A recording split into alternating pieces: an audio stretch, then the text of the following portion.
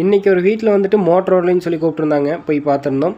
And வணக்கம், உங்கள் மகன் எலக்ட்ரிஷியன். இன்றைக்கி இந்த வீடியோவில் கஸ்டமர் ஒருத்தவங்க கால் பண்ணி அவங்க வீட்டில் ஒர்க் ஆகிற மோட்டர் வந்து ஓடலைன்னு சொல்லியிருந்தாங்க. போய் பார்க்குறப்போ ஃபுல்லாகவே மெல்ட் ஆயிடுச்சுங்க. பின்னாடி லீஃப்ஸ் எல்லாம் பார்த்தீங்கன்னா ஃபுல்லாகவே மெல்ட் ஆயிடுச்சு. இப்படி எப்படி ஆகும்னா, தண்ணி இல்லாமல் மோட்டர் ரொம்ப நேரம் ஓடி இருக்கலாம், அதனால் மெல்ட் ஆகிருக்கலாம். அல்லது கெப்பாசிட்டர் போய் தெரியாமல் ஓடினாலும் மெல்ட் ஆகலாம். அண்ட் ஆல்ரெடி இப்படி ஆனதுனால கஸ்டமர் ஒரு மோட்டர் சர்வீஸ் பண்ணி வச்சுருந்தாங்க. பட் அந்த மோட்டருமே வந்துட்டு மாற்றுறதுக்கு சரியாக இல்லைங்க. பிகாஸ் அதுக்குள்ளே ஃபுல்லாகவே துருப்பு. அண்ட் தென் வந்து பேரிங் எல்லாமே பிடிச்சிருச்சு. ஆனால் சர்வீஸ் பண்ண மோட்ரு தான், பட் இப்படி ஆயிடுச்சு. மோட்டரையெல்லாம் வந்துட்டு சர்வீஸ் பண்ணி சும்மா வைக்கக்கூடாதுங்க. அட்லீஸ்ட் உள்ள கூலண்ட் ஆயில் ஊற்றியாவது வச்சிடணும். ஸோ இந்த மோட்டரும் ஆகாது. ஸோ கஸ்டமர் வந்து புது மோட்ரு வாங்கி கொடுத்துட்டாங்க. அதில் இருக்க ஆயிலை ஃபஸ்ட்டு நம்ம ரிமூவ் பண்ணிடுறோம். இந்த ஆயில் இருந்தால் தான் வந்து மோட்டர் துருப்பு பிடிக்காமல் இருக்கும். அதனால் அவங்க ஊற்றி வைப்பாங்க இண்டஸ்ட்ரி சைட்லேருந்து.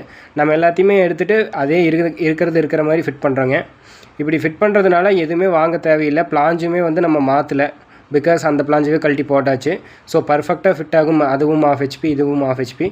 அந்த தண்ணியோட ஃப்ளோ நல்லாவே இருக்குது. அண்ட் தேங்க்ஸ் ஃபார் வாட்சிங். தேங்க்யூ.